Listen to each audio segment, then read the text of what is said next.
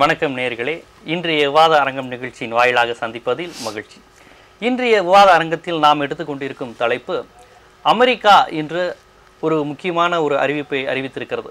அதாவது ஐஎஸ்ஐ மீது, அந்த தீவிரவாத அமைப்பின் மீது போர் தொடுக்கப் போவதாகவும் அதற்கு துணையாக 37 நாடுகள், அதில் இந்தியாவும் இருக்கிறது என்றும், இத்தனை நாடுகளுடைய துணையுடன், வளைகுடா நாடுகளும் அதில் அடக்கம், துணையுடன் ஐஎஸ் அமைப்பின் மீது நான் போர் தொடுக்கப் போகிறோம் என்கின்ற ஒரு செய்தியை அது அறிவித்திருக்கிறது. இந்த விஷயத்தில் பொதுவாக அமெரிக்கா என்பது இது போன்ற போர் தொடுப்பது போன்ற விஷயங்கள் நடைபெறும் போது அதனுடைய விரிவாதிக்க நலனுக்காகவே செயல்படுகிறது என்கின்ற குற்றச்சாட்டை உலகம் முழுவதும் உள்ள இடதுசாரிகள் அது குற்றச்சாட்டாக சொல்லி வருகின்றனர். அது மட்டும் இல்லாமல் ஏற்கனவே ஈராக்கில் அமெரிக்க இராணுவ வீரர்கள் இருப்பதே ஒரு மனித உரிமையாளர்கள் குற்றச்சாட்டாக சொல்லி வருகின்ற நிலையில் இன்று நாங்கள் ஐஎஸ் தீவிரவாதிகளை எதிர்த்து நாங்கள் போர் தொடுக்க போகிறோம், இந்த போருக்காக அனைத்து நாடுகளும் தயாராக வேண்டும், 37 நாடுகள் ஏற்கனவே துணை செய்ய வந்துவிட்டன என்று அறிவித்திருப்பதை நாம் எவ்வாறு பார்ப்பது? அது மட்டுமல்லாமல் இன்று மத்திய கிழக்கில் என்ன நடந்து கொண்டிருக்கிறது? இஸ்லாமிய நாடுகளில் ஒருபுறம் ஐஎஸ் தீவிரவாதிகள், இன்னொருபுறம் அல்கைதா, உலகம் முழுவதும் நாங்கள் கிளை விரிக்கப் போகிறோம், இந்தியாவில் எங்கள் கிளை தொடங்கப் போகிறது என்று அறிவித்தது போன்ற பல்வேறு விஷயங்கள் இன்று விவாதத்திற்கு மிக முக்கிய கருப்பொருளாக இருக்கின்றது என்று நாம் சொல்ல வேண்டும். அடிக்கடி பாகிஸ்தான் தீவிரவாதி, பாகிஸ்தான் உளவு இலங்கை வழியாக இந்தியாவுக்கு வந்திருக்கிறார் என்கின்ற செய்தியும் தவறாமல் தினசரிகளில் இடம்பெறுகிறது. ஆக இதை எவ்வாறு ஒரு நடுவண் அரசு எதிர்கொள்ள வேண்டும், அதுவும் பன்முக சமூகம் உள்ள இந்தியாவில் இது போன்ற பிரச்சனைகளை எவ்வாறு நடுவண் அரசு எதிர்கொள்ள வேண்டும் என்பது குறித்து தான் இன்றைய விவாத அரங்கம் விரிவாக விவரிக்க இருக்கிறது. இந்த விவாத அரங்கில் கலந்து கொண்டு கருத்துக்களை பதிவு செய்வதற்காக இந்திய பொதுவுரிமை கட்சியை சேர்ந்தவரும் மருத்துவருமாகிய ரவீந்திரநாத் அவர்கள் நமது விவாத அரங்கிற்கு வந்திருக்கிறார்கள். மற்றும் எழுத்தாளர் பீர் முகமது அவர்களும் நமது விவாத அரங்கில் கலந்து கொண்டு அவர் தரப்பு கருத்துக்களை முன்வைக்க இருக்கிறார். தமிழ்நாடு முஸ்லிம் முன்னேற்ற கழகத்தினுடைய பொதுச் செயலாளர் அப்துல் சமது அவர்கள் நமது விவாத அரங்கிற்கு வந்து அவர் தரப்பு கருத்துக்களை இங்கு எடுத்துரைக்க இருக்கிறார். பாரதிய வழக்கறிஞர் சங்கத்தினுடைய பொதுச் செயலாளர் வழக்கறிஞர் ராமூர்த்தி அவர்களும் இந்த விவாத அரங்கில் கலந்து கொண்டு கருத்துக்களை முன்வைக்க இருக்கிறார்கள். இவர்களுடன் இணைந்துதான் இன்றைய விவாத அரங்கம் பயணிக்க இருக்கிறது.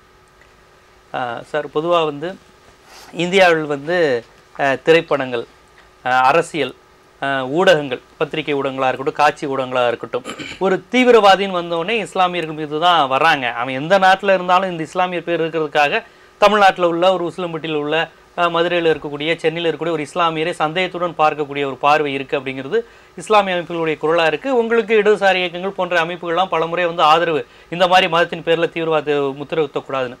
ஆனால் இப்போ உலகம் முழுவதும், இது இந்தியாவில் மட்டும் உலகம் முழுவதுமே அமெரிக்கா போன்ற நாடுகள் இது போன்ற இஸ்லாம் பயங்கரவாதிகளை ஒடுக்குகிறோம் அப்படிங்கிற ஒரு விஷயத்தை முன்வைக்கும் போதும், அது இந்தியாவுக்குள்ள அல்கைதா கிளை தொடங்குது, அதை நாங்கள் வேறு இருக்க போகிறோம் என்று வருகிற போது இங்கு உள்ள இஸ்லாமிய அமைப்புகள் என்ன செய்ய வேண்டும்? ஏற்கனவே இருக்கக்கூடிய பொது புத்தியிலிருந்து உடைப்பதற்கு என்னென்னலாம் செய்ய வேண்டும், என்னென்னலாம் செஞ்சுக்கிட்டு இருக்கீங்க நீங்கள்? அதாவது தமிழ்நாட்டில் வாழக்கூடிய முஸ்லீம்களாக இருந்தாலும் சரி, இந்தியாவில் வாழக்கூடிய முஸ்லீம்களாக இருந்தாலும் சரி, இந்தியாவினுடைய அரசியல் சூழல் இங்கு முஸ்லீம்களுக்கு எதிரான ஒரு சித்தாந்தம் ஒன்று செயல்பட்டு கொண்டிருக்கிறது என்றது எல்லாரும் அறிந்த ஒன்று. முஸ்லீம்களை தனிமைப்படுத்த வேண்டும், எல்லா மக்களிடமும் தனிமைப்படுத்த வேண்டும் என்கின்ற ஒரு திட்டமிட்ட சூழ்ச்சி அது பல ஆண்டுகளாக நடந்து, அது காந்தி படுகொலை தொடங்கி பல்வேறு நிகழ்வுகள் நடந்து கொண்டிருக்கூடிய சூழலில் ஒரு தந்திரமாக இந்த சமுதாயத்தை கருவறுக்கக்கூடிய நிகழ்வுகள் நடந்து கொண்டிருக்கிறது. இன்றைக்கு பல்வேறு பிரச்சனைகள் இந்த சமுதாயத்துக்கு இருக்கிறது. கல்வி மறுக்கப்பட்டிருக்கிறது, பொருளாதார நிலையில் பின்தங்கி கிடக்கிறார்கள், எல்லா நிலைகளிலும் வேலைவாய்ப்பு, மற்ற எல்லா அரசியல் அதிகாரம் எல்லாவற்றிலும் கீழே கிடக்கக்கூடிய இந்த சமுதாயத்தை இன்றைக்கு எந்த நிலையில் ஆகிட்டாங்கன்னு சொன்னால், ஒரு உதாரணத்துக்கு சொல்லணும்னா, பட்டினியோடு இருக்கக்கூடிய ஒருவனை திருடன்னு பட்டம் சுமத்திட்டா அவன் நான் திருடன் இல்லைன்னு சொல்றதிலேயே அவன் பட்டினியா இருக்கிறத பற்றியே பேச முடியாத அளவுக்கு அந்த பட்டினியோடு அந்த திருட்டு பட்டத்தை சுமந்து கொண்டு அந்த திருட்டு பட்டத்தை நீக்குவதற்காக வேண்டிய அவன் கதறக்கூடிய, அவர்களுக்கான வாழ்வாதார பிரச்சனையிலிருந்து திசை திருப்புவதற்காக நடத்தக்கூடிய பல்வேறு சதிகள் இதுல இருக்கிறது. அதை ஒரு கோணத்துல நம்ம அதை பார்க்கணும். இன்னொரு கோணத்துல இப்படி ஏதாவது தீவிரவாதங்கள், அப்படி அழைப்புகள் அப்படின்ற வரும்போது அந்த விஷயத்தில் முஸ்லீம்களில் பெரும்பான்மை, இன்னைக்கு இந்தியா என்பது ஏதோ ஒரு சொற்பமான முஸ்லீம்கள் வாழக்கூடிய ஒரு நாடு இல்லை. உலக நாடுகளில் இந்தோனேசியாவுக்கு அடுத்து அதிகப்படியான முஸ்லீம்கள் வாழக்கூடிய ஒரு நாடு. பாகிஸ்தானை விட, சவுதி அரேபியாவை விட, ஈராக்கை விட, ஈரானை விட, எல்லா முஸ்லீம் நாடுகளை விட அதிகமாக முஸ்லீம்கள் வாழக்கூடிய ஒரு நாடு. சற்றேறக்குறைய 20 கோடி பேர் என்று சொல்லலாம். அந்த அளவுக்கு வாழக்கூடிய இந்த நாட்டில் சொற்பமாக விரல் விட்டு எண்ணக்கூடிய ஒரு சிலர் அப்படிப்பட்ட ஒரு சிந்தனைக்கு போவார்களே என்று சொன்னால் அவர்கள் மீது நடவடிக்கை என்ற அளவில் இருக்குமே தவிர ஒட்டுமொத்த சமுதாயத்தையும் ஒரு குற்றவாளி கூண்டில நிறுத்தி குற்ற பரம்பரையாக பார்க்கக்கூடிய கொடூரத்தை இல்ல இப்ப நீங்க சொன்னதுனால இந்த கேள்வி கேட்கறேன். இப்ப வந்து இந்த IS அமைப்புங்கிறது ஒரு தீவிரவாத அமைப்பு. அல்-கொய்தா கிளை தொடங்கினப்ப உங்களுடைய தலைவர்லாம் அது கண்டனம் அறிவிச்சு அல்-கொய்தா இங்க கிளை தொடங்க முடியாது, இங்க உள்ள யாரும் அதுக்கு ஆதரவு தெரிவிக்க மாட்டாங்க, அப்படி தொடங்கினால் நாங்க தான் முதல் ஆளா எதிர்ப்போம்லாம் சொல்லியிருந்தாங்க. ஆனா அந்த IS பிரச்சனை நடந்துகிட்டு இருக்கும்போது இஸ்லாமிக் ஸ்டேட்னு அப்படி ஒரு அமைப்பு விடும்போது ராமநாதபுரத்தில் உள்ள சில இஸ்லாமிய இளைஞர்கள் அந்த டிஷர்ட்டை போட்டது வந்து மிகப்பெரிய பிரச்சனையாச்சு, கைது வரையும் போச்சு. இஸ்லாமிய இளைஞர்கள் வாழ்க்கை தான் அது பாதிக்கப்பட்டுச்சு. அப்ப தன்னறியாம ஏன் இப்படி எங்கேயோ மொழி தெரியாத இனம் தெரியாத உங்களுக்கு எந்தவித ரத்த உறவும் இல்லாத யாரோ ஒரு அங்க அந்த நாட்டுல ஒரு தீவிரவாத குழு துப்பாக்கி வச்சிருந்தா அந்த டிஷர்ட் எதுக்கு இவங்க போடணும்? இவங்களுக்கு எந்த விதத்துல அவங்களுக்கு உறவு தொடர்பு இருக்கு ராமநாதபுரத்தில் உள்ள இஸ்லாமியர்களுக்கும் அங்க இருக்கக்கூடிய அந்த ISI தீவிரவாதிகளுக்கும்? இப்போ அதாவது வந்து உலகளாவிய முஸ்லீம்கள் என்ற அடிப்படை மத ரீதியான அந்த உறவுகள் என்பது இருக்கதான் செய்தார். நம்ம சுத்தமா வந்து ஒன்றுமே உறவு இல்லை அப்படின்லாம் சொல்ல முடியாது. இன்றைக்கு உலகளாவிய முஸ்லீம்கள் ஒன்று கூடுவதற்கு கஅபத்துல்லா என்று சொல்லக்கூடிய மக்காவில் தான் போய் ஒன்று கூட வேண்டும். அந்த அளவில் உலக முஸ்லீம்களுக்கு எல்லாவற்றுக்கும் மத ரீதியான தொடர்பு இருக்கத்தான் செய்து, மார்க்க ரீதியான தொடர்பு இருக்குது, அதை நம்ம இல்லைன்னு சொல்லிட்டு மறுக்க முடியாது. இந்த ISI பொறுத்த வரைக்கும் அந்த சூழல்கள் அன்றைய சூழல்களில் வந்து ஒரு செவிலியர்கள் 46 பேரை கடத்தி வைத்து அவர்களை வந்து பத்திரமாக அனுப்பி வைத்தார்கள் என்ற ஒரு சூழல் இருக்குது. கேரளாவில வந்து எதிர்கட்சி தலைவராக இருக்கக்கூடிய அச்சுதானந்தன் இவர்களை தீவிரவாதி என்று சொல்லக்கூடாது, போராளிகள் என்று சொல்லணும்னு சொல்லி சட்டமன்றத்தில் பதிவு செய்கிறார். அச்சுதானந்தன் சொல்றாரு. அந்த அளவுக்கு அங்க சூழல். அங்க இங்கிருந்து வந்த தூத்துக்குடியை சேர்ந்த மோனிகா என்ற அந்த பெண்மணி சொல்றாரு, எங்கள் மீது ஒரு விரல் நுனி கூட படவில்லை, அவர்கள் படக்கூடாது என்ற சட்டம் அவர்களுக்கு இருக்கிறது அப்படின்னு எல்லா ஊடகங்களையும் ஓடியதை பார்த்தோம். அப்போ அதை வைத்து அந்த இளைஞர்கள் போட்டதாக சொன்னேன். ஆனா மற்றபடி வேற எந்த பின்னணியும் அவர்கள் இல்லாத, அதற்கு இல்லை, வேற ஏதோ தொடர்போ வேற மாதிரியான அந்த பின்னணியும் அதற்கு இல்ல. பெண்கள் மீது கண்ணியமா நடந்ததால ஒரு ஆர்வ கோளாறு. அதாவது வந்து சதாம் ஹுசேன் மீது ஈராக் மீது போர் தொடுத்து அவர் அநியாயமாக படுகொலை செய்து தூக்கில் ஏற்றிய அமெரிக்கா, அந்த நேரத்தில் சதாம் ஹுசேன் என்ற பெயர் இந்தியா முழுக்க இல்ல உலகம் முழுக்க இருக்கக்கூடிய முஸ்லீம்கள் சதாம் ஹுசேன் என்ற பெயர் தன்னுடைய பிள்ளைகளுக்கு வைக்கக்கூடிய சூழலை பார்த்தோம். இஸ்ரேலுக்கு எதிராக பாலஸ்தீன அதிபர் யாசிர் அரபாத் தொடர்ந்து ஒரு மிகப்பெரிய போராட்டத்தை அங்க முன்னெடுக்கும் போது யாசிர் அரபாத்தினுடைய பெயர்கள் நாடு முழுக்க இருக்கிறத யாசிர் அரபாத் ஒரு தேசிய போராளியா தான் எல்லாரும் பார்த்தாங்க. ஆமா, நிச்சயமா ஒரு மதவாத தீவிரவாத தலைவரா அவர் யாரும் பார்க்கல. நிச்சயமா அரசே அவரை நேரடியாக ஆதரிச்சாங்க. கண்டிப்பாக. அப்ப வந்து இப்போ சேக்குவார் ஆகட்டும், பிரபாகரன் ஆகட்டும், இப்படி எல்லாம் வந்து ஒரு ஈர்ப்பு இருக்கிறது இல்லையா? அது போன்ற ஒரு ஈர்ப்பினால் வந்ததை தவிர அவர்களுக்கும் இவர்களுக்கும் நேரடி தொடர்பு மற்றபடியான உறவுகள் எதுவுமே கிடையாது. அது இல்லை என்றதை விட அவர் விடுவிக்கப்பட்டிருக்கார். ராமூர்த்தி சார் இந்த விஷயத்தை பாருங்க, அவர் என்ன சொல்றாரு, இஸ்லாமியர்கள் இங்கு உள்ள இஸ்லாமியர்கள் இந்த மண்ணை சேர்ந்தவர்களாக தான் இருக்கிறோம், ஆனால் வந்து அது போன்ற அமைப்புகள் வரும்போது முதல்ல நாங்கள் கண்டனம் தான் தெரிவிக்கிறோம், எங்களுக்கு அவங்களுக்கு எந்த தொடர்பும் கிடையாது. அது அமெரிக்காவினுடைய தலையீடுகள் சில சமயம் வந்து அது ரொம்ப ஒரு அராஜமா நடக்குதுன்னு உலகாரங்களை பார்க்கும்போது அந்த ஒரு உந்துதல் தான் இந்த மாதிரி விஷயங்கள் நடக்குதே ஒழிய மற்றபடி எங்களுக்கும் அவர்களுக்கு எந்த தொடர்பும் கிடையாது. ஆனால் இங்க உள்ள அரசாங்கம் வந்து இங்க இருக்கக்கூடிய ஒரு தமிழ் மொழி பேசக்கூடிய என்னையோ மற்ற ஒரு இஸ்லாமியர்களையோ முஸ்லீம் பேர் இருக்குனாலே அப்படி பார்க்குற மனநிலைங்கிறது ரொம்ப ஆபத்து, எங்களுக்கு அது ஒரு அச்சுறுத்தலா இருக்குங்கிறாரு. நீங்க அதை எப்படி பாக்குறீங்க? இல்லை, அப்துல் சமத் வந்து மற்றவங்க பேசுறது மற்றதெல்லாம் விட்டுட்டோம். இங்கேயே அவர் என்ன சொல்றாரு, ISIS தீவிரவாதத்தை ஆதரிக்க நேரடியாக இல்லாட்டாலும் ஒரு மறைமுகமான ஒரு ஆதரவு வார்த்தை தான் அவர்கிட்ட இருந்து வருது. இன்றைய தேதியில் வந்து ISISங்கிற அமைப்பு வந்து என்னென்னா ஒரு தீவிரவாத குழு என்பது என்னென்னா உலகளவில் அனைவருமே ஒத்துக்கொண்டு விட்ட ஒரு விஷயம். அந்த அபுபக்கர் பாக்தாதிங்கிறவர் வந்து என்னென்னா ஒரு மிகப்பெரிய தீவிரவாதி என்பதும் சரி, அவர்களுடைய கண்ட்ரோலில் வந்து இங்கிலாந்தின் பரப்பளவை விட அதிகமான பரப்பளவு கொண்ட ஒரு நிலம் வந்து அவர்களுக்கு கையில் கிடைத்திருக்கின்றது. இன்றைக்கு உலகத்திலேயே மிகப்பெரிய பணக்கார தீவிரவாத குழுவாக அவர்கள் செயல்பட்டு வருகின்றார்கள். அவர்கள் வந்து அந்த பெண்கள் மேல விரலே படல அப்படின்னு சொல்லிட்டு ஒரு புதுசா ஒரு கதை வருது. பெண்மணி சொன்னதுதான் சொன்ன அந்த பெண்மணி என்ன சொல்லிட்டு போகுது, அச்சுதானந்தன் சட்டமன்றத்தை சொன்னதான் சொன்ன சார். அச்சுதானந்தன் என்னுடைய கருத்தாக எதுவுமே சொல்லல, அதை பதிவு செய்யணும். இல்ல உங்களுடைய கருத்து இல்ல, அவர்கள் எல்லாம் இந்த மாதிரி சொல்றாங்க அப்படிங்கிற விஷயமே நீங்க மறைமுகமாக ISIS தீவிரவாதத்துக்கு ஆதரவாக பேசுகின்றீர்கள் தான் என்னுடைய நிறைவேறான குற்றச்சாட்டு. அச்சுதானந்தனும் சொல்லியிருக்காரு, அச்சுதானந்தன் சொல்றாருன்னு சொல்லிட்டு இவரே சொல்லணும். உங்களுடைய கருத்து என்ன, ISIS வந்து ஒரு தீவிரவாதமா இல்ல தீவிரவாத இயக்கம் இல்லைங்கிறீங்களா? அது வந்து உங்களோட நிலைப்பாடு என்ன? ISISங்கிறது வந்து ஒரு தீவிரவாத அமைப்பு, அபுபக்கர் பாக்தாதி ஒரு தீவிரவாதி, அதே மாதிரி ஐமன் அல் ஜவாஹிரி வந்து ஒரு தீவிரவாதி, அல்-கொய்தாவும் ஒரு தீவிரவாத இயக்கம்.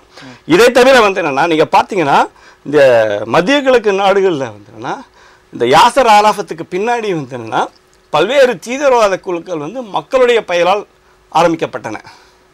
முதல்ல பீப்புள்ஸ் ஃப்ரண்ட் ஆஃப் பாலஸ்டைன் வந்தது, பீப்புள்ஸ் ஃப்ரண்ட் ஆஃப் சிரியா, இது எல்லாமே தீவிரவாத குழுக்கள். பாத்தீங்கன்னா இந்தியாவிலையும் பீப்புள்ஸ் ஃப்ரண்ட் ஆஃப் இந்தியா ஒன்று மக்களுக்கான ஒரு அமைப்பா தானே இருந்தது. பீப்புள்ஸ் ஃப்ரண்ட் பாலஸ்தீன, அது இஸ்ரேல் யூதர்களுக்கும் அந்த பாலஸ்தீன மக்களுக்குமான போராட்ட குழுவா தானே இருந்தது. இல்ல நான் வந்து திரும்ப என்ன சொல்ல வந்தேன், இது வந்து கிட்டத்தட்ட வந்து இந்தியா பாகிஸ்தான் பார்ட்டின்னு ஆப்கானிஸ்தான்ல வச்சு அது தீவிரவாத அமைப்பா? தீவிரவாத அமைப்பா தான். பெரும்பாலும் இந்த மாதிரி பெயர்கள் கொண்டு அங்க பிரசிடென்ட் இருந்தார் நஜிபுல்லா, அவர் தீவிரவாதியா? நஜிபுல்லா தீவிரவாதி தான். பின்ன ஆர்எஸ்எஸ் வந்து ஒரு சமூக பொருளாதார இயக்கம். உங்களுடைய கண் வந்து மாலை கண் இஸ்லாமிய தீவிரவாதிகள் ஆதரிக்கின்ற ஒரு கம்யூனிஸ்ட் அப்படிதான் பார்ப்பாங்க. என்ன மணிக்கணும் ஆர்எஸ்எஸ் அமைப்புல என்ன ஆயுத பயிற்சி தரப்படுகின்றது, AK-47 எடுத்தாங்களா, டேங்க் எடுத்தாங்களா, என்ன தீவிரவாத தாக்குதல் ஆர்எஸ்எஸ் நடத்தினார்கள் என்பதை நீங்க சொல்லுங்க.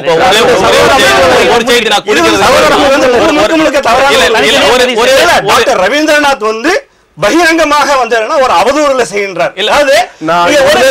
ஆர்எஸ்எஸ் வந்து ஒரு தீவிரவாத இயக்கம் எப்படி நீங்க சொல்றீங்க? கம்யூனிஸ்டுகள் வந்து உலகத்துல கிட்டத்தட்ட 60 கொண்டு இருக்காரு.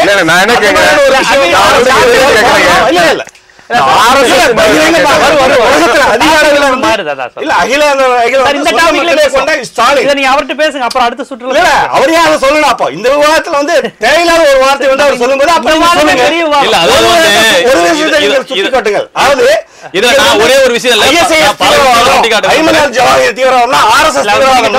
இவர் ஏன் இந்த மாதிரியான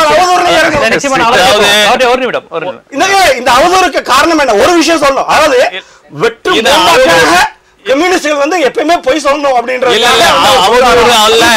அவதூறு அல்ல. அவர் சொன்னது 100க்கு 100 உண்மை. தோழர் சொன்னது 100க்கு 100 உண்மை. 2006 2008 வரைக்கும் நடந்த 16 குண்டுவெடிப்புகளில் காவி பயங்கரவாதிகளுக்கு தொடர்பு உண்டு. பிரகாஷ் சிங் தாகூர் என்ற காவி உடை தரித்த பெண்மணி சிறையில் இருக்கிறார். அடுத்து அசிமானந்தான்ற 26 மணி நேரம் ஒப்புதல் வாக்குமூலம் கொடுத்த புத்தகம் இதுல செய்தி ஃபுல்லா இருக்குது. கேரவன்ற இதழ்ல வந்த செய்தி. அதாவது இவர் என்ன ஒப்புதல் வாக்குமூலம் 16 குண்டு வெடிப்புகள்ல. நான் முடிக்கிறேன். அதாவது வந்து இங்க பாருங்க,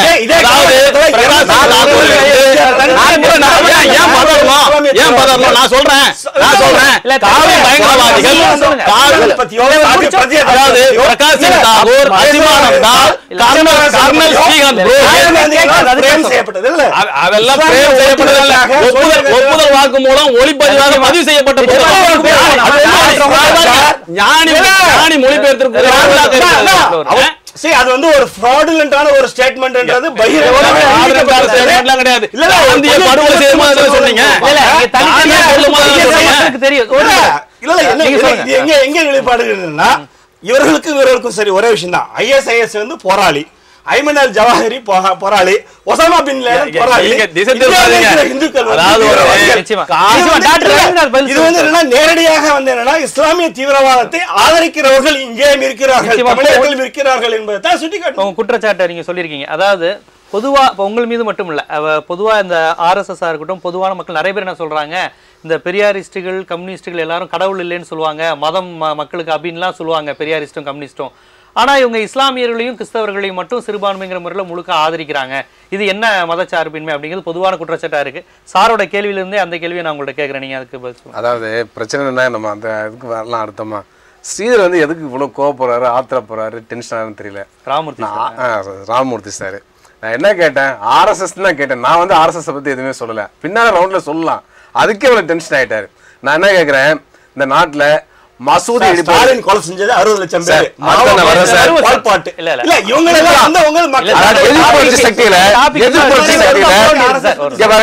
நம்ம டாபிக்ல நீங்க இன்னும் நிறைய பேச வேண்டியிருக்கு.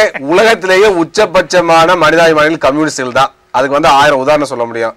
உலகத்துல வந்து சமத்துவம் வரணும், சமானம் வரணும், அதே போல அனைவருக்கும் சம வாய்ப்புகள் கிடைக்கணும்.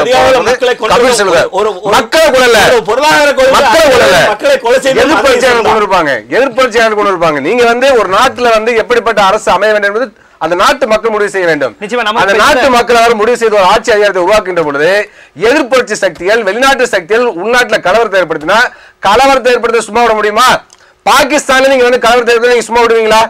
சும்மா இருக்கிறப்ப நீங்க வந்து பாகிஸ்தான் கலவரத்தை தூண்டுதுன்னு சொல்லுங்க.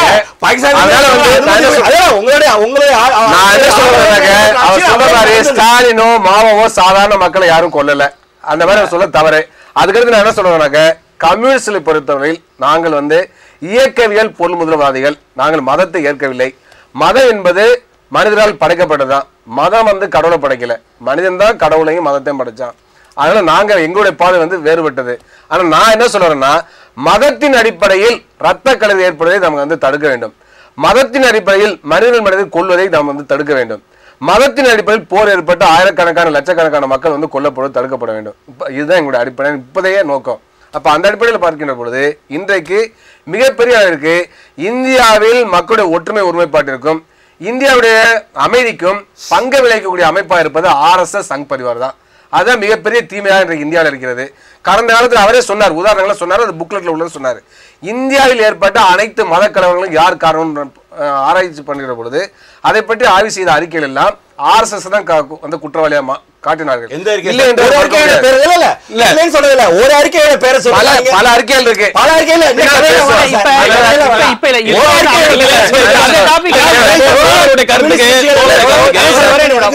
கமிஷன் ரிப்போர்ட் இருக்குங்க. ஸ்ரீகிருஷ்ணா கமிஷன் ஒரு உதாரணங்க. எல்லா கமிஷனும் உதாரணங்க. நான் அந்த கமிஷன்ல அதிகமா போய் டைம் வேஸ்ட் பண்ணவில்லை. 16 கமிஷன் மேல இருக்கு. நீங்க தான் RSS தான் குற்றவாளி சொல்லிருக்கு.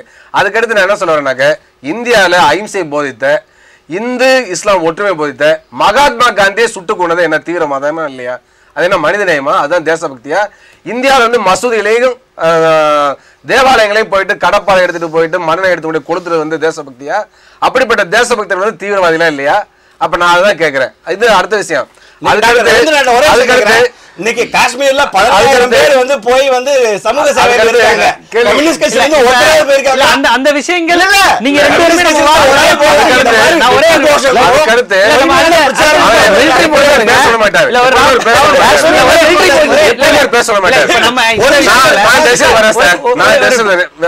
இந்த விஷயத்துல இப்ப IS இந்த அமைப்பு மீது ISIS வந்து தீவிரவாதி இஸ்லாமிக் போராடுறார். இல்ல அத நார்மலா சொல்லுங்க. இல்ல சொல்லால நீங்க இல்ல இப்ப இஸ்லாம் தீவிரவாதிகள் ISIS வந்து உங்க ஒரே விட ISIS தீவிரவாதம் RSS தீவிரவாதம் ஒத்துறீங்களா? IS அமைப்பு தீவிரவாதம்னா RSS தீவிரவாதம் ஒத்துறீங்களா? நீங்க வந்து திரு அப்துல் சமதுடைய கருத்து என்னுடைய கருத்து வேறுபாடு இருக்கு. இன்றைக்கு வந்து பல்வேறு நாடுகளில் இன்றைக்கு மதவாதம் தலைவிரித்தார்கள் என்று சொன்னால், மதவெறி வந்து சாதாரண மக்களையும் அப்பாவி மக்களையும் கொள்கின்ற சொன்னால், அதுக்கு பின்னால் எல்லாம் அமெரிக்க ஏகாதிபத்தியம் இருக்கிறது, பொருளாதார நலன்கள் இருக்கிறது என்னுடைய ஆணித்தனமான கருத்து. இன்னைக்கு வந்து ஈராக்லேயோ சிரியாவிலேயோ மிகப்பெரிய பிரச்சனை உள்ளது அமெரிக்க ஏகாதிபத்தியம் தான் காரணம். அதே போல இந்த அல்-கய்தா என்ற தீவிரவாத அமைப்பும் தாலிபான் என்ற அமைப்பும் உருவாக்கியது அமெரிக்கா தான். இன்னும் சொல்ல போனா சீனியர் புஷ், ஜார்ஜ் புஷோட அப்பா இருந்தார் சீனியர் புஷ், அவரும் ஒபாமா பில்லேடனை சேர்ந்து ஆயுத வியாபாரம் பண்ணுவாங்க. 2 பேரும் சேர்ந்து ஆயுத வியாபாரம் பண்ணாங்க. சோவியத் யூனியன் வந்து ஆப்கானிஸ்தான்ல அந்த அரசை ஆதரித்திருந்த பொழுது நஜிபுல்லா தலைமையான அரசை தூக்கி வேண்டும் என்பதற்காக பாகிஸ்தானோடு கூட்டு சேர்ந்த தாலிபான் என்ற இயக்கம் முஜாஹிதீன் அமைப்புலாம் ஆரம்பிக்கப்பட்டது. முஜாஹிதீன்ல இருந்து தாலிபான் வருது. அப்ப இதுக்கெல்லாம் முழுமையான பண உதவி யார் செய்த CIA தான். அப்ப ஒசாமா பில்லேடனுக்கு ஒரு காலத்துல வந்து குடும்ப உறவு, ஒசாமா பில்லேடனுக்கு ஜார்ஜ் புஷ்க்கும் வளர்த்து விட்டவங்களே அமெரிக்கா வளர்த்து விட்டதா இருக்கலாம். ஆனா இன்னைக்கு வந்து அந்த அமைப்புகள் வந்து அங்குள்ள மக்களையே கொல்றாங்க, அங்குள்ள பிற சன்னிசியா பிரிவு அந்த மாதிரி பிரச்சனைகள் இருக்கு, மற்றவங்களை கடத்தி வைக்கிறது, இந்த மாதிரி பிரச்சனைகளுக்கு வந்து அமெரிக்கான ஏகாதிபத்தியம் ஒரு புறம் இருந்தாலும் இந்த அமைப்புகளுடைய இந்த செயல்பாடுகளை இந்த அமைப்புகள் வந்து தீவிரவாத அமைப்புல மாறி இருக்குனாக்க அது காரணமே அமெரிக்கா தான். தீவிரவாதத்தின் பயங்கரவாதத்தின் ஊற்றுக்கனே அமெரிக்கா தான். அதை முதல்ல புரிஞ்சுக்கணும். நம்ம இன்னைக்கு வந்து இந்த குழு IS குழு இருக்கு, இந்த குழு தான் சிரியாவில் வந்து பசாருடைய அரசாங்கத்தை எதிர்த்து போராடிய அமைப்பு. அதை எதிர்த்து மிகப்பெரிய அளவுக்கு ஆயுத கிளர்ச்சி நடத்தி மிகப்பெரிய கலவரம் நடத்தி இன்னைக்கு என்றைக்கும் இல்லாத அளவுக்கு 2,50,000 பேர் வந்து இன்னைக்கு வந்து அகதிகளா இருக்காங்க. சிரியாவில் அண்டை நாடுல இருக்காங்க. ருவாண்டா கலவரத்துக்கு பிறகு மிகப்பெரிய அளவுக்கு உலகத்துல வந்து ஒரு அந்நிய நாட்டில் போயிட்டு அகதிகளா இருப்பது இப்ப சிரியாவில் தான். அப்ப அந்த பசாருக்கு உங்களுக்கு என்ன பிரச்சனை? அமெரிக்காவுக்கும் அவர் வந்து ரஷ்யா ஆதரவு நிலையெடுத்ததன் காரணமாக அங்க வந்து சிரியாவுடைய அது ஒரு மதச்சார்பற்ற அரசு மாதிரி இருக்கிறது. அப்படி அது ஒரு முஸ்லீம் நாடு தான் இருந்தாலும் கூட அந்த நாட்டில் இருக்கக்கூடிய தேர்ந்தெடுக்கப்பட்ட அரசாங்கம் அந்த கலவரத்துக்கு பிறகு திரும்ப எலெக்ஷன் வச்சாங்க. அந்த எலெக்ஷன் 90% மேற்பட்ட வாக்குகளை வாங்கி திரும்ப ஜனாதிபதி மாறி இருக்காரு. இஸ்லாம் மத அடிப்படைவாதத்தை தூண்டுவதில் கூட அமெரிக்க ஏகாதிபத்தியம் இருக்கிறது. அதாவது தனக்கு சாதகமான ஒரு அரசு இல்லைன்னு சொன்னாங்க. அது எப்படிப்பட்ட அரசாங்கம் இருந்தாலும் தூக்கி எறிவது அமெரிக்கா. சிரியாவில் இருக்கக்கூடிய அரசாங்கம் ஒரு மதச்சார்பற்ற அரசாங்கம். 90% வாக்குகளை வாங்கி திரும்ப வந்திருக்காரு. அவரை கவிழ்ப்பதற்காக IS பயன்படுத்தினாங்க. அதே IS வந்து இன்னைக்கு வந்து இஸ்லாமிக் ஸ்டேட் என்று உருவாக்கிய பிறகு அது அமெரிக்காவுக்கும் அச்சுறுத்தல் என்று தெரிந்த பிறகு, அமெரிக்காவுடைய எண்ணெய் வளங்களுக்கு ஆபத்து என்று தெரிந்த பிறகு இன்னைக்கு அந்த அமைப்பு வந்து எதிர்த்து போர் நடத்துன்னு சொல்லியிருக்காங்க. ஒரு நிமிஷம் மட்டும். இப்ப இந்த போர்ல வந்து யூனிலேட்டரா அமெரிக்கா அறிவிச்சிருக்கு. அதாவது சிரியா மேலே தாக்குதல் நடத்துறது. சிரியால தேர்ந்தெடுக்கப்பட்ட அரசு இருக்கிறது. சிரியா மேல அமெரிக்கா தாக்குதல் நடத்துறது. அதாவது சிரியாவுடைய எதிர்கட்சிகளுடைய துணை கொண்டு தாக்குதல் நடத்துவேன்னு சொன்னாங்க. சிரியா மேலே தாக்குதல் நடத்த போறாங்க அந்த IS அதுக்கான சூழ்ச்சி மட்டுமல்ல, இது வந்து ஒரு அரசுடைய அங்கீகரிக்கப்பட்ட மக்களால் தேர்ந்தெடுக்கப்பட்ட அரசுடைய அனுமதி இல்லாமல் தாக்குவது என்பது சர்வதேச சட்டங்களுக்கு எதிரானது. அதாவது இந்த சார் என்ன சொல்றாருன்னா, அங்க இருக்க மத உணர்வுகள், மத அடிப்படைவாதிகள், அங்க நடக்கிற எல்லா விஷயத்துக்கும் ஒரு தூண்டுதலா அமைஞ்சதே அமெரிக்கா தான். அமெரிக்கா அந்த நாடுகளுடைய உள்ள போய் உருவாதிக்க அரசை நிறுவலைன்னா, பொம்மை அரசாங்கத்தை கிளர்ச்சி பண்ணலன்னா இப்படிலாம் அந்த இப்படி அமைப்புகள்லாம் உருவாகாது. அல்-கொய்தா, ISIங்கிறது இந்த விஷயத்தை அப்படி பாக்குறீங்களா? இல்ல அதை தாண்டி வேறு சில விஷயங்களும் இருக்காது தீவிரவாத அமைப்புல உருவாகிறதுக்கு? இல்ல அப்படி பார்க்குற அதை தாண்டி வேற விஷயங்கள் இருக்குது. அதை நம்ம ஹிஸ்டாரிக்கலா கொஞ்சம் அதுக்குள்ள டிராவல் பண்ணணும்னா, அதாவது ஒரு அரபு உலகுக்கும் மேற்கத்திய நாடுகளுக்கும் பார்த்தீங்கன்னா வந்து அறிவு ரீதியாகவே வந்து ஒரு காலத்தில் வந்து போட்டி நடந்தது. அதாவது அறிவியல் கண்டுபிடிப்புகள் நீங்கள் அதுவும் இந்த ஈராக்கில் தான். இந்த ஈராக் என்பது இப்போ சாதாரணமாக நம்ம நினைக்கக்கூடிய இன்னைக்கு இருக்கக்கூடிய ஒரு போர் நடக்கக்கூடிய யுத்த பூமி கிடையாது. ஆரம்ப காலத்தில் கணித துறையிலும் அறிவியலிலும் மிகப்பெரிய கண்டுபிடிப்புகள்லாம் நடந்தது. அப்பாசிய ஆட்சி காலம்ங்கிறது. அதுக்கு பிறகு மங்கோலியர்கள் வந்து அங்கே வந்து சிதைக்கிறாங்க. மங்கோலிய ஆட்சிக்கு பிறகு பல ஆட்சிகள் மாறி அப்புறம் வந்து கடைசியாக பார்த்தீங்கன்னா 14 நூற்றாண்டுக்கு பிறகு வந்து உதுமானி பேரரசு, ஒட்டமான் என்பர் என்று ஆங்கிலத்தில் சொல்லக்கூடியவங்கள்ட்ட போகுது. அது வந்து டிராவல் பண்ண ஒரு 500 வருஷம் வந்து உலகம் முழுக்க பெரும் பேரரசாக வருது.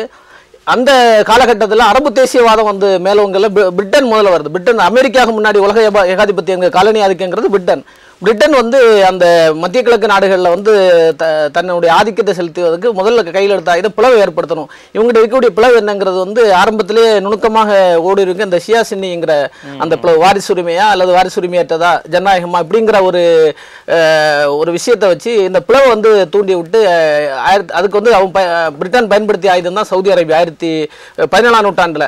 அந்த 17ஆம் நூற்றாண்டுக்கு பிறகு பிரிட்டன் தான் தூண்டி விட்டது. அந்த போருக்கு வந்து உதுமானி பேரரசோடு போரிட்டு சவுதியினுடைய சில பகுதிகளை வந்து சவுதி இந்த இன்னைக்கு இருக்கக்கூடிய மன்னர் பரம்பரைக்கு கைப்பற்றுவதற்காக அவங்களுக்கு அளித்தது. பிரச்சனைக்கும் அமெரிக்கா தான் காரணமா? அமெரிக்கா அதுக்கு முன்ன பிரிட்டன் வந்து காரணம். இந்த பிளவு வந்து தூண்டி விட்டு அவங்களுக்கு வந்து உள்ள நுழைவதற்கு என்ன வழி என்கிறது வந்து காலங்காலமாக திட்டமிட்டு தன்னுடைய உளவுத்துறை இருந்ததுல செய்யப்பட்டதுக்கும் பிரிட்டன் தான் காரணமா? என்ன முதல்ல இல்ல நான் சொல்ல 17ஆம் நூற்றாண்டு சொல்றேன். 17ஆம் நூற்றாண்டு காலனி ஆதிக்க உலகத்தில் எப்ப தொடங்குதோ அதுல இருந்து வந்து வருது. காலனி ஆதிக்க காலகட்டத்தில் வந்து பிரிட்டன் வந்து மத்திய கிழக்கு வலிமிக்க அந்த உதுமானி பேரரசை வந்து வீழ்த்துக்கு வேண்டி எடுத்த ஆயுதம் தான் பிளவு ஏற்படுது. இப்ப இந்தியாவில் வந்து டைரக்டா வந்து உள்ள நுழைஞ்சு ஆதிக்கம் பண்ணாங்க. 300 வருஷமா இந்தியாவை வந்து ஆதிக்கம். அதே மாதிரி மத்திய கிழக்குல உதுமானி பேரரசை வீழ்த்த முடியல. அந்த ஆயுதம் தான் வந்து ஷியா சுன்னி, அப்புறம் அரபு தேசியவாதம். அரபு தேசியவாதம் வந்து மேலவங்க இன்னைக்கு இருக்கக்கூடிய அந்த அரபு தேசியவாதத்தை தூண்டி விட்டது அமெரிக்கா, பிரிட்டன் தான் தூண்டி அந்த பிளவை வந்து தூண்டி விட்டு அந்த உணர்வை வந்து தூண்டி விட்டு இஸ்லாம்ங்கிற அடிப்படையில் ஒன்று தரலுங்கிற மாதிரியான உணர்வு. அரபு தேசியவாதங்கிற உதுமானி பேரரசுங்கிறது துருக்கி அடிப்படையாக கொண்டவர்கள்.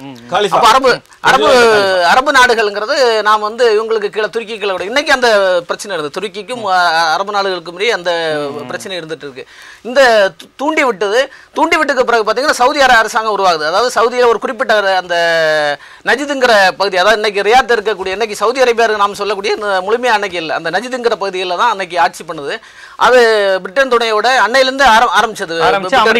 அப்புறம் பாத்தீங்கன்னா 2ஆம் உலக பிறகு தான் அமெரிக்கா வந்து ஏகாதிபத்தியம் மாறுது. பிரிட்டன் வந்து கீழே இறங்கி அமெரிக்கா நடந்த போர்கள் இல்ல. நான் கேட்க வரும்போதுன்னா டாக்டர் சொன்னதுல கொஞ்சம் முன்னாடி ஹிஸ்டரி நீங்க சேர்த்து சொல்றீங்க அதே விஷயங்கள்.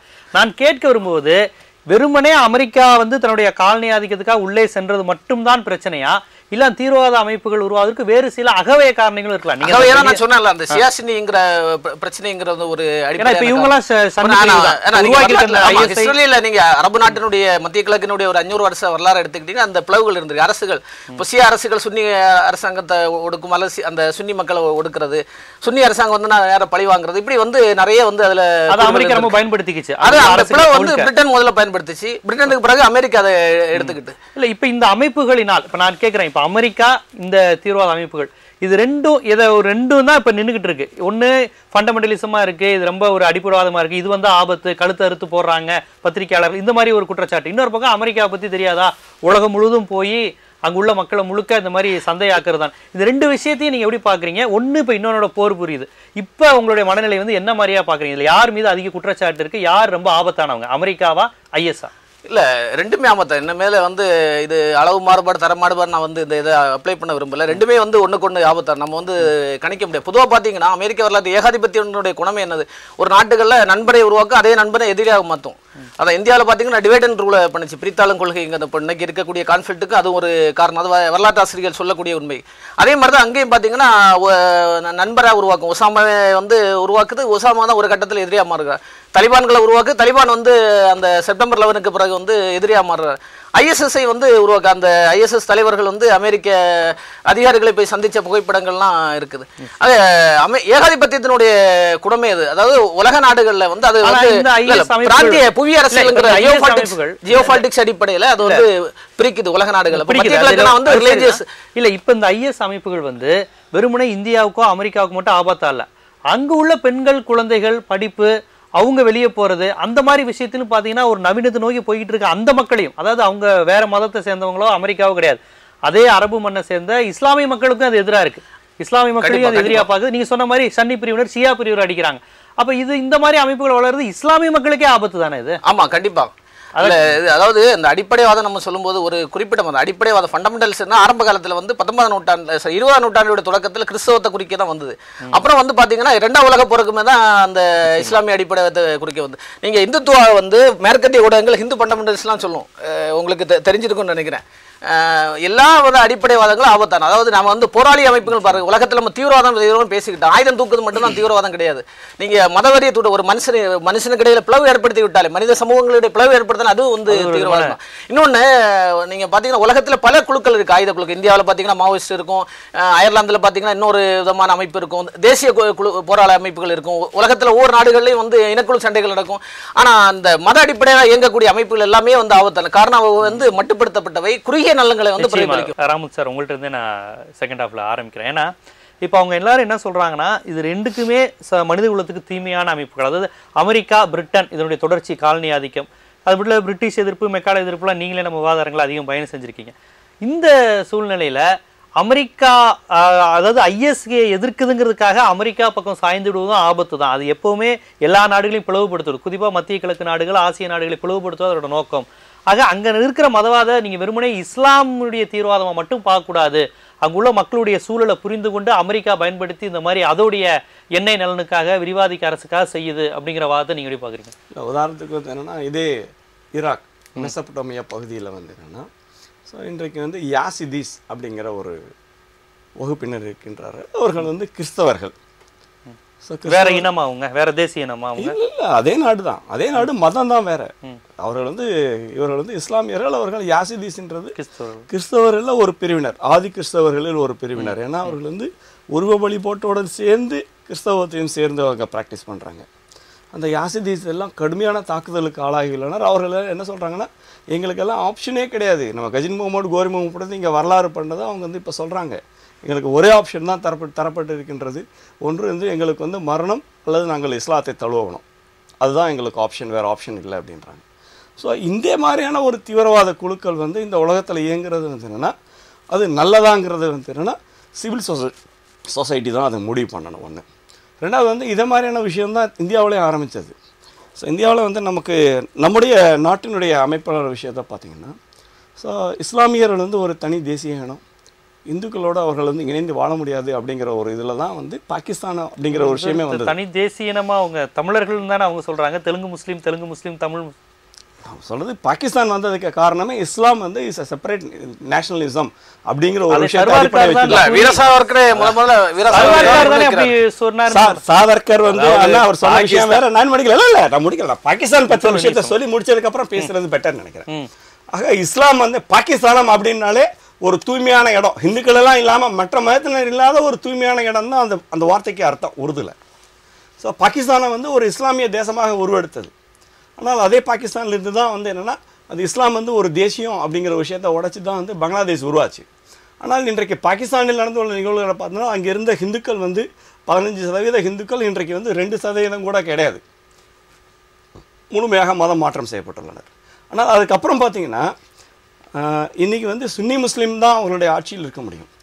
ஷியா முஸ்லீம்கள் தாக்கப்படுகின்றனர். ஷியா முஸ்லீம்களுடைய மசூதியிலிருந்து பாகிஸ்தானில் ஷியா முஸ்லீம்களுடைய மசூதியிலிருந்து எல்லாமே. அகமதியாக்கள் வந்து முஸ்லீம்கள் இல்லைன்னு சொல்றாங்க. போராக்கள் வந்து அங்கே முஸ்லீம்கள் இல்லை என்று சொல்லப்படுகின்றது. இவர்கள் எல்லாம் தாக்குதலுக்கு உள்ளாகப்படுகின்ற சிறு குழுக்களாக இருக்கின்றார். ஆக இன்றைக்கு வந்து உலகளாவிய அளவில் பார்த்தீங்கன்னா இந்த சன்னி மத பிரிவினை சார்ந்தவர்கள் தான் அதிக அளவில், இந்தியாவிலையும் கூட ஷியா பிரிவிலிருந்து அவ்வளவாக வந்து என்னன்னா தீவிரவாதிகள் வெளியே வரல. தீவிரவாதிகள் இல்லைன்னு சொல்லிடலாம். அந்த பிரிவிலிருந்து ஷியா பிரிவை ஆதரிக்கிறீங்க நீங்க? ஷியா பிரிவுல இருந்து தீவிரவாதிகள் யாருமே இல்ல. இந்தியாவில் இருக்கின்ற தீவிரவாதிகள் அனைவரும் இந்தியால எல்லாரும் ஒரே மாதிரி தானே பாக்குறீங்க? எல்லாம் ஒரே மாதிரி தானே பாக்குறீங்க? அப்பெல்லாம் பார்க்கல. உங்களுடைய இந்தியராகவோ தமிழராகவோ நினைக்கல, எப்பவும் தங்களை ஒரு இஸ்லாமிய தேசத்தோட இணைத்துக் கொள்ளதான் ஆசைப்படுறாங்கிற மாதிரி சொல்றீங்க. சுன்னி முஸ்லிம்ஸ் மட்டும்தான் இந்த பிரச்சனை. உலகளவில் வந்து உலகளாவிய இஸ்லாம் அப்படிங்கிற விஷயத்தையும் சரி, அதுக்கான தீவிரவாத பின்னணியும் சரி பார்த்தீங்கன்னா வஹாபி பிரிவு, அதே குறிப்பாக வஹாபி பிரிவில் இருந்து தான் இந்த விஷயங்கள், இந்த தீவிரவாதமே இஸ்லாமிய. அதாவது என்ன சொல்றாரு, ஒரு இந்தியரா தமிழரா ஒரு சென்னை வாசியா நீங்க உணர மாட்டேங்கிறீங்க. எங்க இஸ்லாமியர்களா நம்மளாம் ஒண்ணுன்னு சேர்ந்தா நீங்களா சேர்ந்துருவீங்க, அப்படிதான் பாகிஸ்தான் பிரிஞ்சு அப்படிங்கிற மாதிரி வார்த்தை. அதாவது வந்து அடிப்படையிலேயே பாகிஸ்தான் பிரிவினைக்கு யார் காரணம்னு தனி விவாதம் வச்சிங்கன்னு சொன்னா அது ஒரு மணி நேரம் 2 மணி நேரம் கூட போகக்கூடிய அளவுக்கு சுருக்கமா சொல்லணும்னு சொன்னா 1905 இந்து மகாசபையினுடைய மூத்த தலைவர்கள் பாய் பரமானந்தர் அவர் சொல்றாரு, இது ஒரு தேசம் அல்ல, இது 2 தேசம், ஒன்று இந்துக்களின் தேசம், ஒன்று முஸ்லிம்களின் தேசம் சொல்றாரு. அதே போன்று 1930 நாங்க ஒத்துக்கல. நான் முடிச்சேன்.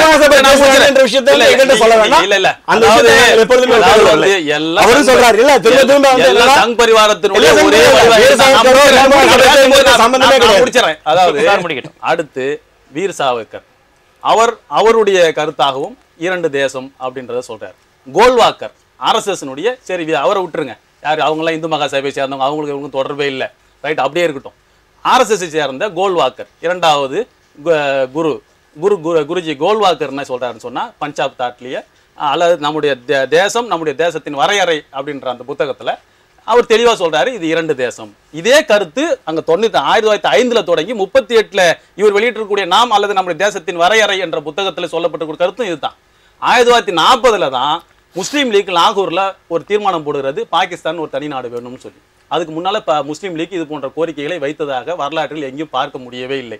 இது எதற்காக வேண்டி இவர்கள் செய்தார்கள் என்று சொன்னால், இங்கே இருக்கக்கூடிய பிற்படுத்தப்பட்ட தாழ்த்தப்பட்ட மக்களை ஒடுக்கி அவர்கள் மீது வர்ணாசிரமத்தில் ஆதிக்க சக்திகளாக தொடர்ந்து நீடித்து வரக்கூடிய அவர்கள் இங்கே ஆதிக்கம் செலுத்த வேண்டும் என்று சொன்னால், முஸ்லிம்கள் என்ற ஒரு பிரிவினர் அந்த நாட்டுக்குள்ள இருந்தால் அது நடக்காது என்ற காரணத்தால் இவர்களை துண்டாடி வெளியேற்ற வேண்டும் என்று தொடர்ந்து 1920 40 வரைக்கும் நடந்த கலவரங்களை அம்பேத்கர் பாகிஸ்தான் பிரிவுன்ற புத்தகத்தில் தெளிவா பதிவு செய்திருக்கார். அந்த கலவரங்களுடைய செய்திகள்லாம் என்னன்னு சொன்னா, இன்னைக்கு புலியார் ஊர்வலத்தை வச்சு என்ன கலவரங்கள் நடத்துகிறார்களோ, மேடை போட்டு எப்படியெல்லாம் கொச்சப்படுத்தி பேசுகிறார்களோ இஸ்லாத்தை, அதே போன்ற வேலைகள் அப்போ செய்யறாங்க.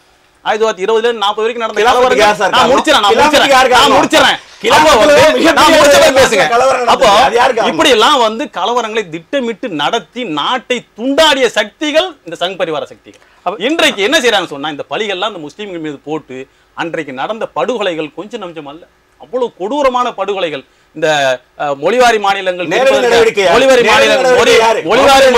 பிரிச்சதுல முக்கியமாக இருந்த KM பணிக்கர் கொண்டு அபுல் கலாம் ஆசாத் வரைக்கும் எழுதக்கூடிய புத்தகங்களை படிச்சீங்கன்னு சொன்னா எவ்வளவு கொடூரமான படுகொலைகள் இந்த மண்ணில் ரத்தம் செய்து, எந்த உயிரா இருக்கட்டும், எவ்வளவு கொடூரமான படுகொலைகள் இந்த நாட்டில் நடந்தது. ஆக வந்து இது போன்ற பிரிவினைகளை தூண்டியது, இப்படி செய்தது எல்லாமே சங் பரிவார அமைப்புகள் தான். பழியை சுமந்தவர்கள் முஸ்லீம்களா இருக்கிறோம், அவ்வளவுதான் தவிர பாகிஸ்தான் பிரிந்ததை இன்றைக்கும் நாம் அதாவது வந்து உண்மைக்கு உங்களுக்கு சம்பந்தம் இல்ல, பொய்யையும் தந்திரத்தையும் நம்பி வாழக்கூடியவர்கள் இவர்கள். நான் சொல்றேன், அப்ப இப்படி எல்லாம் நடக்கக்கூடிய கொடூரமான இந்த செயல்பாடுகளுக்கு நாம வந்து பாகிஸ்தான் பிரிஞ்சதை ஒரு காலத்தில் ஏற்றுக்கொள்ளவே இல்லை. பாகிஸ்தான் இந்த நிச்சயமாக பாகிஸ்தான் மட்டுமல்ல வெளிநாடா போயிட்டாங்க, எல்லாரையும் ஒண்ணா நினைக்கிறங்கிறது இப்ப வந்து இல்ல. அதாவது ஒரே என்னன்னா, பாகிஸ்தான் ஆப்கானிஸ்தான் எல்லாத்தையும் ஒன்றிணைத்து ஏக இந்தியான்னு சொல்றாங்கல்ல, அப்படி ஒரு அகண்ட பாரதம் சொல்றாங்க இல்லையா, அப்படி ஒரு அகண்ட பாரதம் வருவதை நாங்கள் ஏகமனதாக வரவேற்கிறோம்.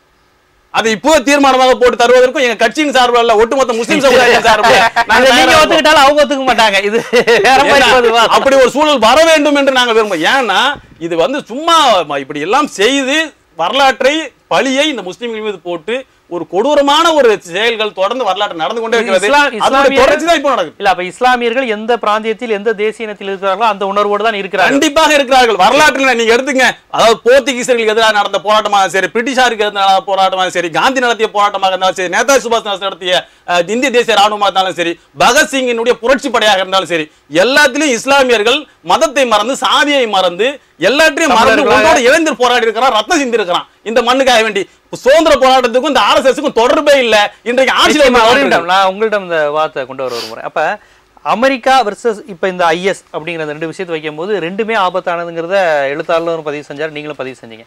இப்ப அமெரிக்காவில் அங்க இருக்கக்கூடிய சில அமைப்புகள், இப்ப வளைகுடா நாடுகளே அமெரிக்காவா எங்களுக்கு IS-ஆங்கிறப்ப அவங்க என்ன சொல்றாங்க, எங்களுக்கு அமெரிக்கா எவ்வளவு பெட்ரு IS-க்கு. ஏன்னா அங்குள்ள இஸ்லாமியர்கள் வந்து பாதிக்கப்படுறதா செய்திகள் வருது. அவங்க என்ன சொல்றாங்கன்னா, இப்ப படிக்க போற பெண்களை வந்து தலிபான்கள் வந்து சுடுறாங்க, அந்த மலாலா மேட்டர்லாம் கேள்விப்பட்டிருப்பீங்க. அப்ப வந்து அங்குள்ள அமைப்புகள்லாம் இது அமெரிக்காவோட சதி, பொக்கோ ஹராம் ஒரு அமைப்பே இருக்கிறது, அப்படி ஒரு அமைப்புன்னு. அப்ப நீங்க வந்து ஒரு நவீனத்தை விரும்புவர்களா, சமூக மாற்றத்தை விரும்புவர்களா? நீங்க IS அமெரிக்காவுக்கு இடையில இது ஒரு சிக்கலான கேள்விதான். இப்ப அமெரிக்காவையும் ஆதரிக்க முடியாது, அது நவீனங்கிற பேர்ல ஒரு கொள்ளையடிக்குதுங்கிறது அவரே சொன்னார், நீங்க அதை பலமுறை சித்தாந்தத்துல பதிவு செய்றீங்க. ஆனா அங்குள்ள மக்களுக்கு, பெண்களுக்கு படிக்க கூட முடியாத சூழல்ல சில தலிபான்கள் இருப்பது, எதிர்த்து பேசக்கூடிய நிலையே இல்லாத நிலைமையில அமெரிக்கா எதிர்த்து நீங்க பேசவே முடியும்.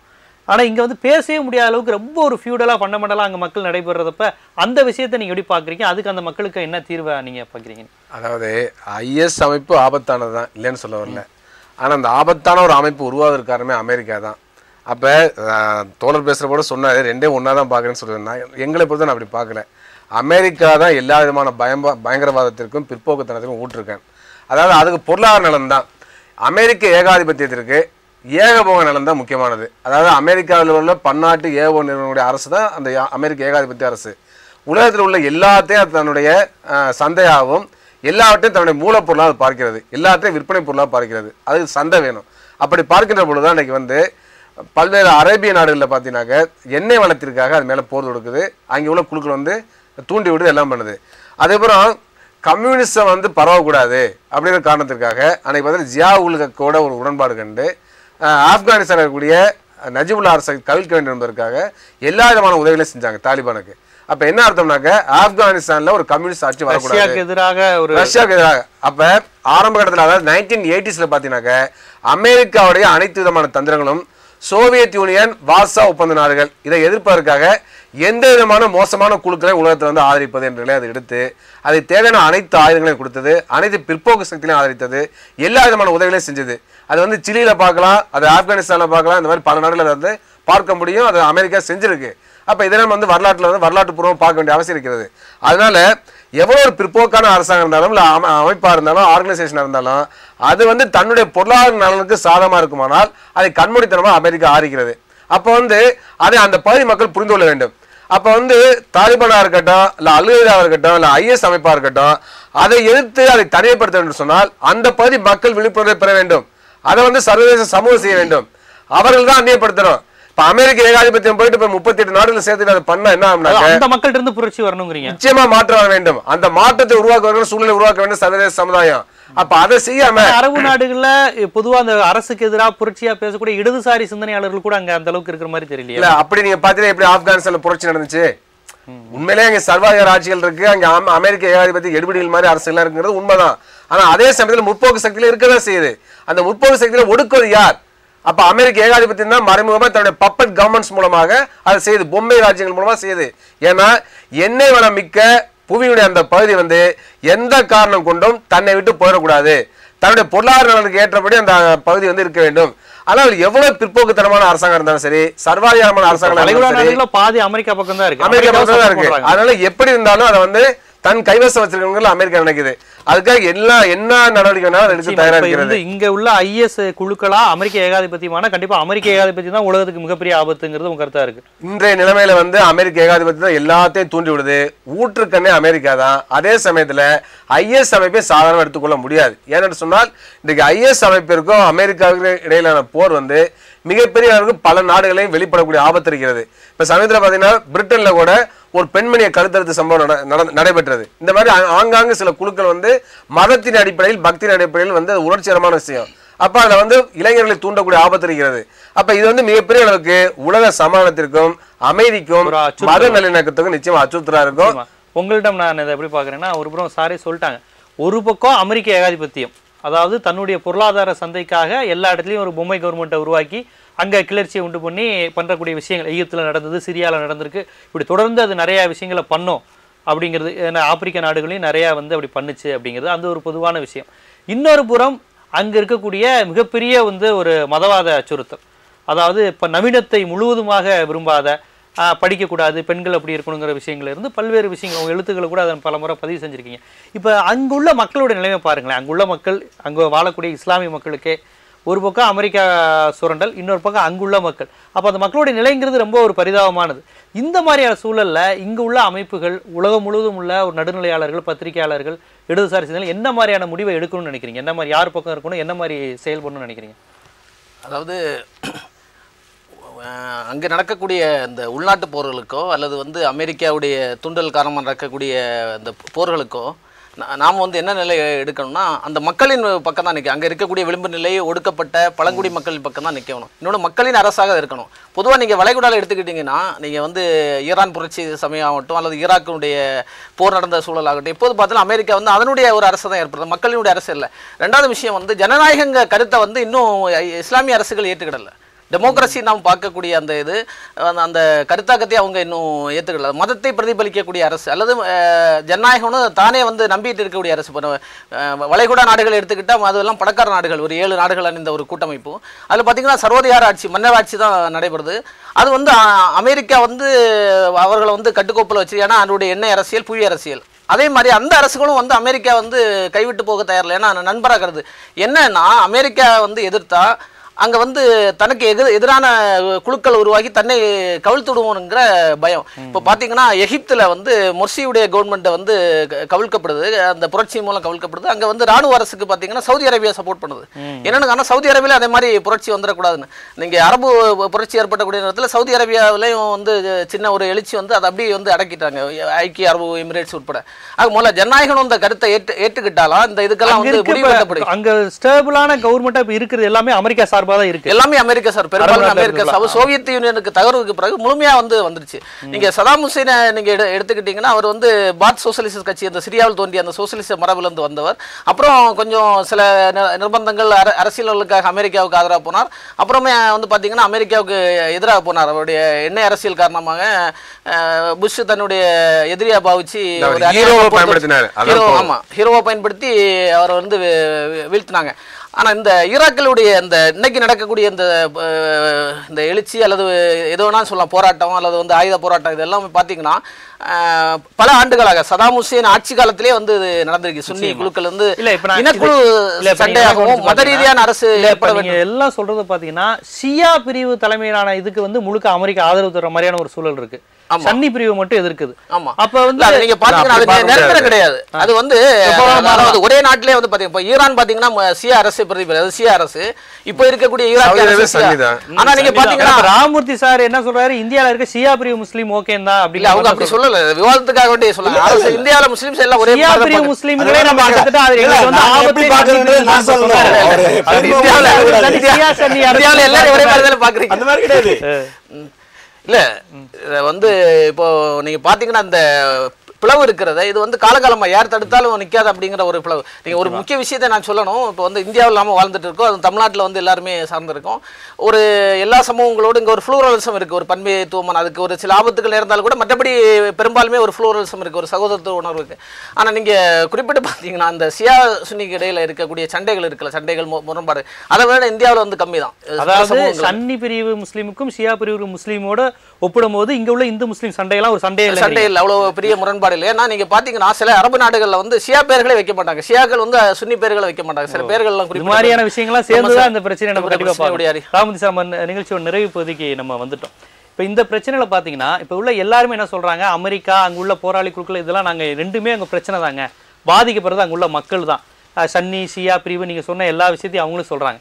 ஆனால் இங்க இருக்கக்கூடிய இப்ப ஒரு பாரதிய ஜனதா அரசு, இந்துத்துவ அரசு இங்க என்ன பயப்படுறாங்கன்னா, அங்க இருக்கக்கூடிய அங்க இஸ்லாமிய தீவிரவாதிகள் மதத்தின் பேர்லாம் அவங்க என்னமோ மதத்தின் பேர்ல செய்யும் போது அதை எல்லாத்தையும் இங்க இருக்கக்கூடிய தமிழ் முஸ்லீம் தெலுங்கு முஸ்லீமையும் அதோட ரிலேட் பண்ணி பாக்குறது தான் எங்களுக்கு மிகப்பெரிய அச்சுறுத்தலா இருக்கு. நாங்க யாருமே அதோட எந்த வித தொடர்பும் கொள்ளாதவங்க, நாங்க இங்க தமிழ் மொழி பேசக்கூடியவங்க, இந்திய மண்ணை சேர்ந்தவங்க, இந்தியாவை நேசிக்கக்கூடியவர்கள், எங்களை எதுக்கு அதோட லிங்க் பண்ணி பார்க்கக்கூடிய ஒரு பார்வை இருக்கிறது, அது எங்களுக்கு மிகவும் அச்சமா இருக்கு அப்படிங்கிறாங்க. அதை எப்படி பாக்குறீங்க? இல்ல, முதல்ல ஒரு தகவலை சொல்லிடுறேன், உங்களுக்கு தெரியுமா இல்லையான்றது எனக்கு தெரியாது. ராஷ்ட்ரிய முஸ்லீம் மஞ்ச் என்ற ஒரு அமைப்பு இருக்கிறது. அது ஆர்எஸ்எஸ்னுடைய பரிவார அமைப்பில் ஒன்று.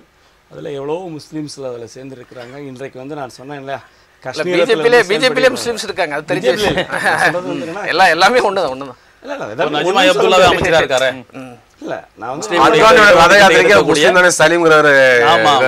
அத்வானியுடைய கார் டிரைவர் ஒரு காலத்துல இருந்து கிறிஸ்தவர் தான். அதனால வந்து ஃப்ளூரலிஸ்ட் சொசைட்டி அவங்க கொள்கையை இந்த நாடு வந்து ஒரே நாடு அப்படிங்கிற ஒரு விஷயத்தை தான், அதாவது காஷ்மீர் முதல் கன்னியாகுமரி வரை இருக்கிறது வந்து ஒரு கலாச்சார தேசியம், அது ஒரே தேசியம் தான் அப்படின்னு நாங்க இந்து தேசியம், இந்து ராஷ்டிரத்தை முஸ்லிம் எங்களே ஏத்துக்குவீங்க. அதானே இப்போ இந்துத்துவாக்கும் மற்றவங்களுக்குமான இந்தியாவை நீங்க ஒரே மாதிரி பாக்கணும். அவர் அப்துல் சமத் என்ன கேட்கிறாருன்னா, அவங்களும் எங்களையும் ஒரே மாதிரி பார்க்காதீங்க. அதே சமயம் நாங்க அமெரிக்க எதிர்ப்பு பேசுறோம், அங்க உள்ள அமைப்புக்கு எங்களுக்கு எந்த தொடர்பு கிடையாது, நாங்க இந்தியர்கள். இதுதான் அவர் வைக்கிற வாதம். அது ஒண்ணும் இல்ல, நான் நேரடியாக வருஷம் சொல்றேன். இங்க பாடியில வந்து சுரேஷ்குமார் கொலை செய்யப்பட்டார். அதுல ஒரு குழு சம்பந்தப்பட்டிருந்து அந்த குழு அரெஸ்ட் ஆயிருக்கிறாங்க. அந்த குழுவை சேர்ந்த 50 பேர் வந்து ISIS தீவிரவாதிகளுடன் சேர்ந்து அங்க சண்டை போட்டுக்கிட்டு இருக்காங்கன்ற தகவல் ஆதாரம் இல்லாத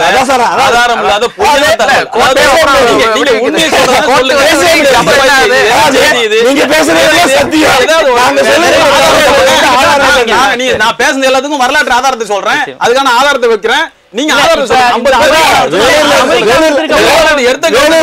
தமிழக அரசாங்கம் என்ன சொல்லுது? வேலூர்ல வெள்ளையப்பன் கொலை, ஆடிட்டர் ரமேஷுடைய கொலை, பாடி சுரேஷ்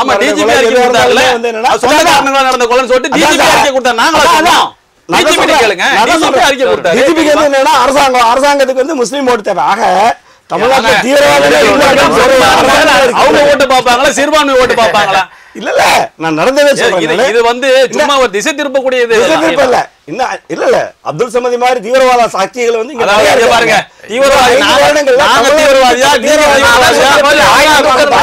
காந்தி தேசப்பிதாவே கொண்ட தீவிரவாதிகள் நீங்க.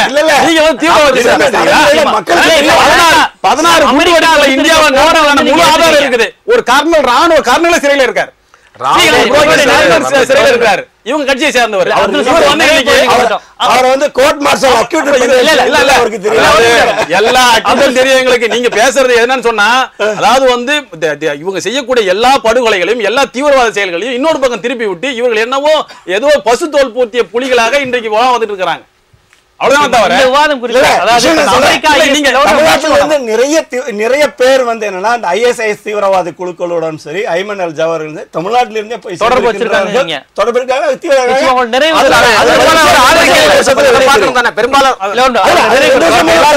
நடக்கிற தீவிரவாத செயல்கள் மூலமாக வெளிப்படும். நான் என்ன சொல்ல வரேன்னு சொன்னா, ISI ஆகட்டும், அல் qaeda ஆகட்டும், தாலிபான்கள் ஆகட்டும், இவர்கள் செய்யக்கூடிய மனித உரிமை மீறல்களை, மனித படுகொலைகளை ஒரு காலத்திலையும் நாம் ஆதரிக்க தயாராக இல்லை. இந்திய முஸ்லிம்களால் இஸ்லாமே அதை அங்கீகரிக்கவில்லை. ஒரு அநியாயமாக ஒரு மனிதன் படுகொலை செய்யப்படுகிறான் என்று சொன்னால் அது ஒட்டுமொத்த மனித சமுதாயத்தையும் படுகொலை செய்ததுக்கு சமம் சொல்லி திருக்குர்ஆன் தெளிவாக சொல்கிறது. அது ஜிஹாத் என்ற பெயரால் யார் செஞ்சாலும் அதை வந்து இஸ்லாம் ஒரு காலத்திலும் அங்கீகரிக்காது. தீவிரவாதத்துக்கு ஒரு காலத்திலும் அதை வந்து நம்ம ஏற்றுக்கொள்ளவே மாட்டோம், இஸ்லாம் ஏற்றுக்கொள்ளாது. ஆனால் அநியாயமாக மக்களை அந்த ஒரு நாட்டை ஆக்கிரமித்து அந்த நாட்டின் மீது ஆதிக்கம் செலுத்த வேண்டும் என்பதற்காக வேண்டி அமெரிக்கா, இஸ்ரேல் போன்ற நாடுகள் செய்யக்கூடிய இந்த சதி வலைகளில் மக்கள் சிக்குண்டு அவர்களுக்கு எதிராக போராடும் போது அவர்கள் எல்லாத்தையும் தீவிரவாதின்னு சொல்லிவிட்டு இந்த அமெரிக்க ஏகாதிபத்தியம் போய் அங்க உட்கார பாக்குது பாருங்க. அதை மட்டும்தான் பரிணாமங்களில் இந்த விஷயத்தை பார்க்கணும். ஆமா, அப்படிதான் பார்க்கணும் அப்படின்றதுதான் எங்களுடைய கருத்து. உங்களுடைய நிறைவு கருத்து. இன்றைக்கு வந்து வளைகுடா நாடுகளில் உருவாகி இருக்கக்கூடிய இப்படிப்பட்ட இஸ்லாமிய தீவிரவாதத்தை பயன்படுத்தி கொண்டு தங்களை ஒரு புனிதர்களாக இந்தியாவில் இருக்கக்கூடிய இந்துத்துவ சக்தியில் மாற்றுவதை ஏற்றுக்கொள்ள முடியாது. இன்றைக்கு இந்தியாவுக்கு மிகப்பெரிய ஆபத்து என்று சொன்னால் அது இந்துத்துவ தீவிரவாதிகள்னால தான், RSS பரிவாரத்தினால தான் என்பதை சாதாரண மக்கள் புரிந்து கொள்ள வேண்டும். எனவே இன்றைக்கு வந்து IS அமைப்பு இந்தியாவிலும் தன்னுடைய கிளைகளை துவங்க வேண்டும் என்று சொல்லியிருக்கிறது சொன்னால் அது இந்தியாவில் இருக்கக்கூடிய ஒற்றுமை ஒருமைப்பாட்டை வந்து மிகப்பெரிய பாதிக்கும்.